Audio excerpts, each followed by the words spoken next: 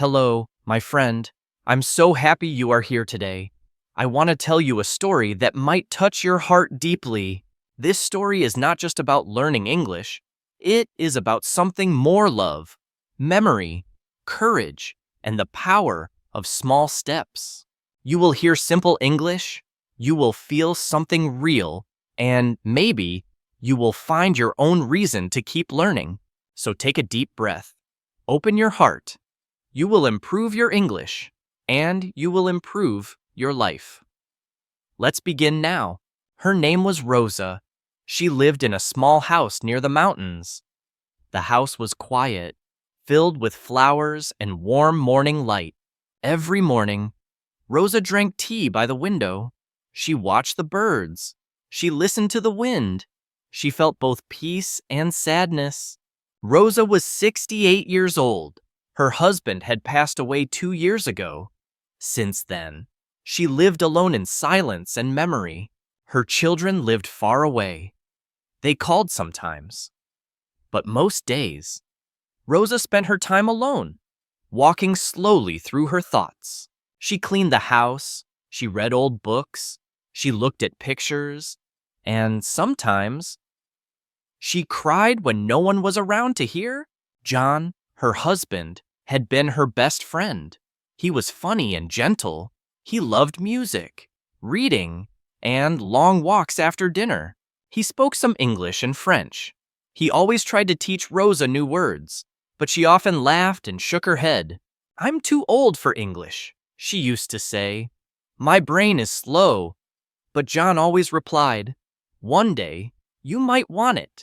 He believed learning was for everyone. He said, "It keeps the mind young and the heart open." Rosa always smiled, but never tried. Then John got sick, very sick. His body became weak, but his eyes were still full of love. Rosa stayed with him every moment. One night, while Rosa was sleeping, John took her phone. He recorded something. His voice was soft, but full of emotion and meaning. It was the last message he ever gave her, but it was in English. Rosa did not understand it. She only heard his voice, gentle, slow. After John passed away, Rosa listened to the message many times. She wanted to understand. She needed to know what he said. But no matter how many times she played it, the words were like clouds. They passed by her ears, but never touched her heart. One evening, as she sat alone with her tea, she looked at the phone and whispered, "Maybe it's time. Maybe I can try." She was not young. She was not strong. But inside her was something beautiful, a reason to learn, a reason to begin again. The next morning, Rosa opened her notebook. It was old, filled with shopping lists and phone numbers. But today, it would become something new. She wrote on the first page, "I want to understand John's last words." Then she sat quietly, afraid, unsure where to begin. She turned on the phone. She played the message again. She tried to write down what she heard, even if it didn't make sense. One word sounded like love. Another sounded like remember. Her heart beat faster. Maybe she could understand just one sentence someday. Rosa went online. She searched for how to learn English at home. Many results came up, but one simple video caught her eye.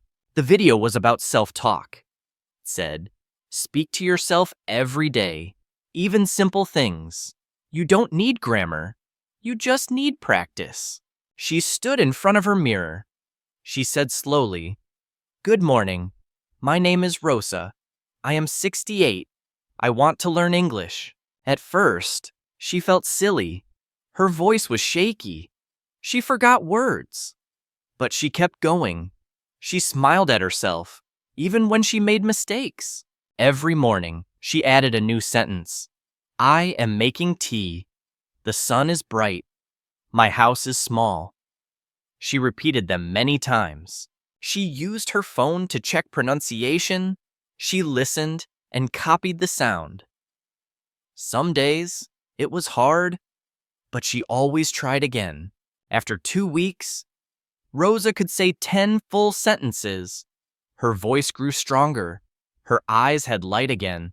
She was doing something new. She put small notes around the house. Door, window, table, chair. She read them out loud every time she passed by. Learning became routine. One day, she looked at the notebook. It was no longer empty. It had words, dreams, and little steps. Her fear became curiosity. She still did not understand John's message. But now, when she heard it, she did not feel lost. She felt hope. She felt closer. Rosa started to love the sound of English, the music of it, the challenge of it. It became a part of her day, like tea or light. Her neighbors didn't know what she was doing, but Rosa didn't need approval. She had a secret goal, and it made her feel alive again. One morning, Rosa made tea and spoke out loud. "Today is sunny. I feel good. I want to learn something new." She smiled at herself.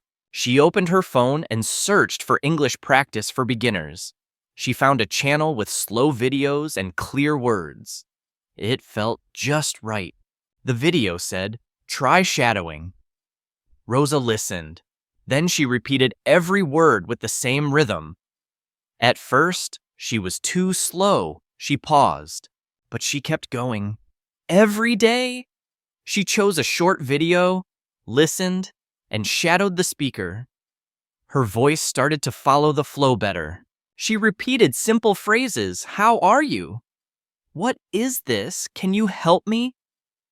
She spoke them again and again, like singing soft songs. Rosa laughed when she made mistakes. She didn't feel bad. She whispered, "It's okay. Just try again." Her fear started to lose its power. After 3 weeks, she heard something new in John's message, a word she learned yesterday, always. She ran to her notebook and wrote it down. She cried softly. That one word meant so much. She whispered, "Thank you, John. I hear you now. Just a little. But it's something." Encouraged. Rosa tried another method from a book, the 3-pass reading method. She found an old English storybook for children in the attic. First, she read one page without stopping. She didn't understand much, but she tried. Second, she read again and looked up 5 key words. Third, she read it aloud, slowly and clearly. She underlined words she knew. She circled words she wanted to learn. The book came alive. She felt like a student again. A quiet joy grew in her heart. The English words were no longer cold. They had color and warmth. One afternoon, her granddaughter visited. Rosa said, "Hello, Anna. How are you?" Anna stopped, surprised, and smiled. "Grandma, your English is so good." Rosa laughed, full of pride and love. It was the first time someone noticed. It felt like a flower opening in her heart after winter. That night, Rosa watched a short movie in English with subtitles. For the first time, she understood full lines. She didn't cry. She smiled. She paused the movie and repeated the sentences. "I miss you. I believe in you. You are not alone." They sounded like her own thoughts. English was no longer something far away. It was part of her. Her notebook now had pages full of words, notes, and little dreams. One cold morning, Rosa woke up tired. Her body hurt. Her mind felt slow. She sat with her tea and stared at the window in silence. She opened her notebook, but didn't write. She turned on the phone, but didn't press play. The words felt heavy. Her heart felt quiet. She thought, "Why am I doing this? I'm old. No one cares. I'll never be fluent." The thoughts came like dark clouds in her mind. That week, She stopped studying. The notebook stayed closed. Her English videos waited. But Rosa felt lost, like a light inside her had gone out.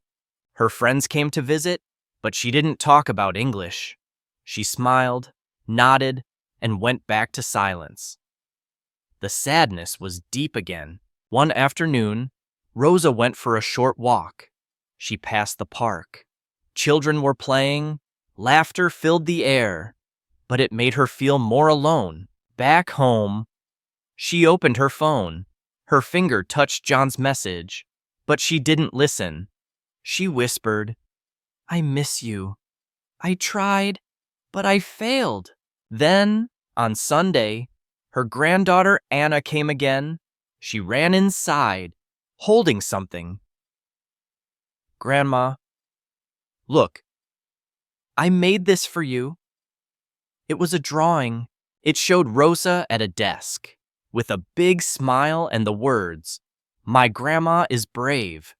She learns English." Rosa's eyes filled with tears. Anna said, "I told my teacher you're learning." "She said you're amazing." Rosa held the paper close. Her hands shook. Her heart remembered something true. She said softly, "Brave, I don't feel brave." But Anna replied, "You are? You never gave up." And in that moment, something opened inside Rosa. That night, Rosa took out her notebook. She wrote just one line: "I can stop, or I can continue. One step, one word, one more time." She turned on John's message. This time, she heard more. "I love you. Always remember, you are stronger than you know." Rosa put her hand on her heart. The message was short, but clear. Her tears fell, not from sadness, but from light. She said, "I understand you now. I feel your words." The next day, Rosa began again. She smiled at her reflection. "Good morning," she said. "Today, I try again. That's enough." The lesson was never lost. Weeks passed, then months.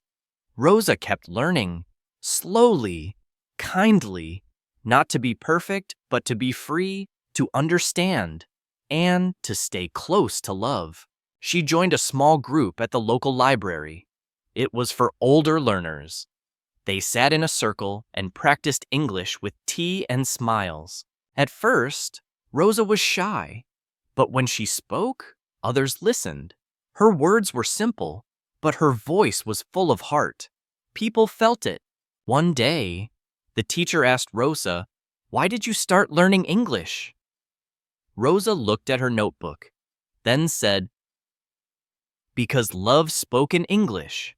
The group went quiet. Then someone said, "That's beautiful." Rosa smiled. She no longer felt small. She felt like her story could help someone. She showed the group her methods: self-talk, shadowing, the 3-pass method. She said, "I'm not a teacher, I'm a beginner. But I can share." People asked questions. They took notes.